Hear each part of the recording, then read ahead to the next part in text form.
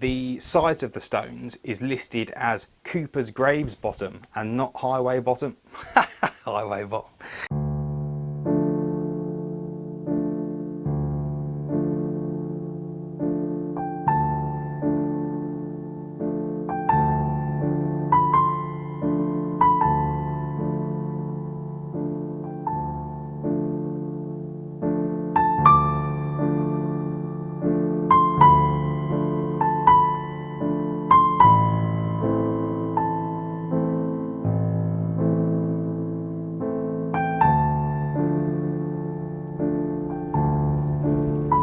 Right, now in theory,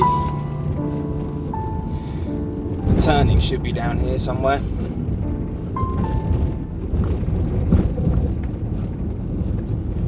It's very narrow. Man on a bike, two men on a bike.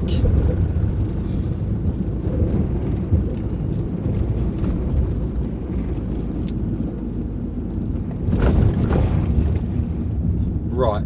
That's it there. Let's negotiate this turning. God, that is steep. Right, I'm just going to turn around and then we'll go back up and have a look.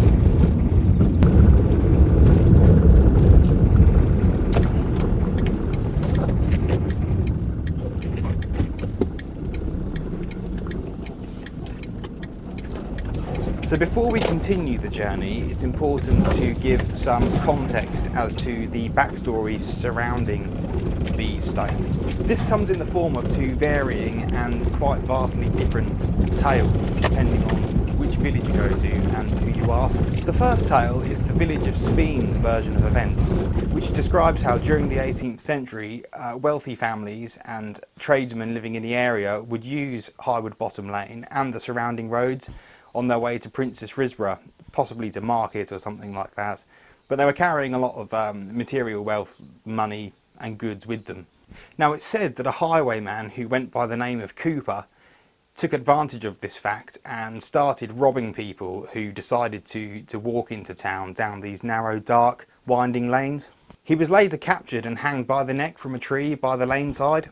Given he was a serious, repeat and at times often violent offender, he wasn't buried on consecrated ground. Instead, his corpse was interred at the side of the road at the boundary between Speen and Lacey Green. The second story comes from the village of Lacey Green, and this states that a local woman, known only as Nanny Cooper, used to frequently visit a nearby pond. One day, either intentionally or accidentally, though probably the former, she entered the water and drowned. Now, prior to an Act of 1823, which repealed the custom, the burial of most known suicides generally took place at the side of a public highway. Hence, if Nanny Cooper did indeed commit suicide, the stones could mark the site of her grave. Now, interestingly, during a 19th century survey, the site of the stones, instead of being listed as Highwood Bottom, is listed as Cooper's Grave Bottom. Further to this, an old farm map of 1872 shows a field and a long since filled in pond named as Cooper's Pond. In fact, Nanny Cooper's is still the present day name of a field situated nearby. So with this in mind, I invite you to draw your own conclusions as to the true origin of the stories, whether it's the highwayman story or the Cooper's story, Nanny Cooper's story. However, whichever way you look at it, it seems the silent stones of Highwood Bottom want to keep their secret.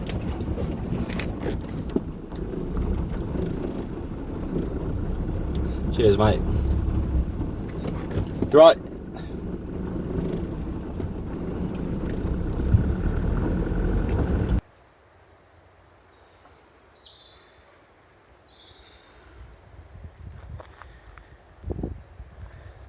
So back down there, that's Highwood Bottom, so that's where we just came from. And we're gonna keep going up here, because I don't have a clue where this thing is, by the way. I just thought I'd turn up, because on Google Earth you can't obviously see this far down. So I don't know how far down it is or how far we've got to walk. So it turns out the stone was actually right where we started out. Aha! Sorry, there it is, look. This is it. Slightly different to what I was expecting, given it's got a public footpath sign, pile drive through the top of it. So that's it then, the Witch's Stone.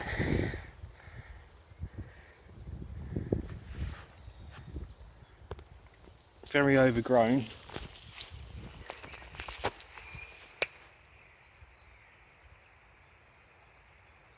Oh look, so there's two. There's one here as well.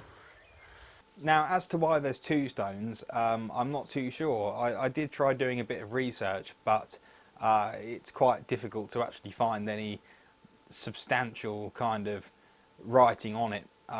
The best source I found was on the Lacey Green Village website, but that doesn't seem to actually give you any indication as to which stone's which. I've heard some accounts saying that it's the second stone, and some accounts saying it's the first stone, and other pieces of writing seem to suggest that it's both of them, so who knows.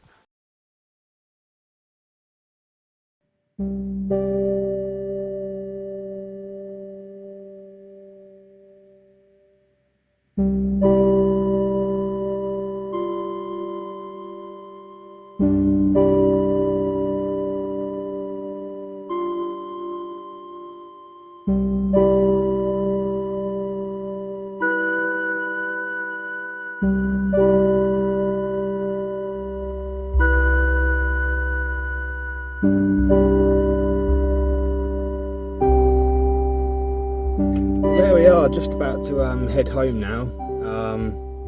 Yeah, it's a good day out, to be honest. I think it's an interesting area with interesting history attached to it, and if you like folklore and ghost stories and all of this kind of stuff, which obviously I do, then you know, it's definitely worth coming to if you live kind of within a reasonable distance. It's not worth like travelling half the length of the country, I wouldn't say. Well, then again, it depends. Depends what you deem as worthwhile. But it's a nice, serene place. You just hear the wind in the trees and the birds singing and whatnot. So, yeah.